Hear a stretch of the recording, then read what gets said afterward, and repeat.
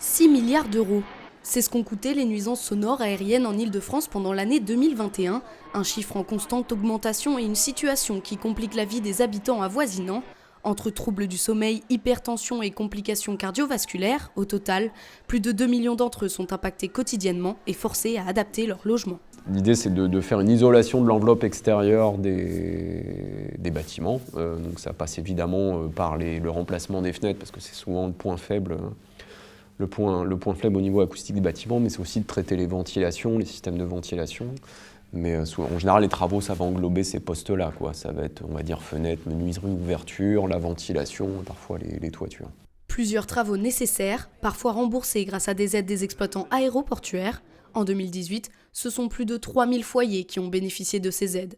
Dans l'Essonne, le Val-de-Marne, la Seine-et-Marne, le Val d'Oise et la Seine-Saint-Denis. Un soutien financier que plusieurs autres aéroports européens ne proposent pas forcément, car effectivement, même si Charles de Gaulle demeure le 3e aéroport le plus fréquenté d'Europe en 2022, il n'est pas le champion de la pollution sonore.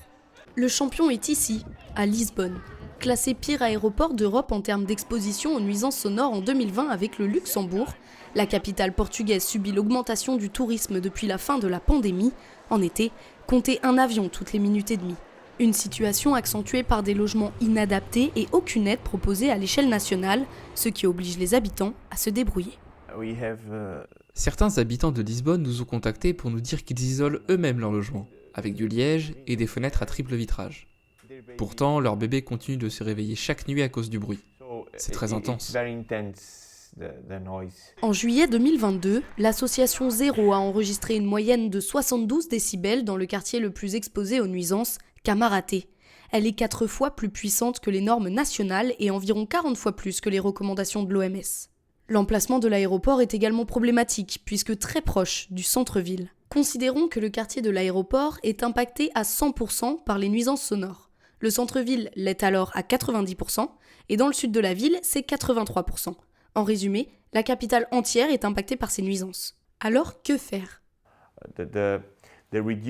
La réduction du nombre de vols ne suffit pas à résoudre nos problèmes.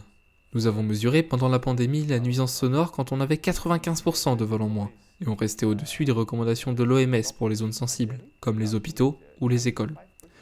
Donc même avec une réduction pareille, ça ne suffit pas. La seule solution, c'est de fermer l'aéroport et d'en construire un autre dans une zone adéquate.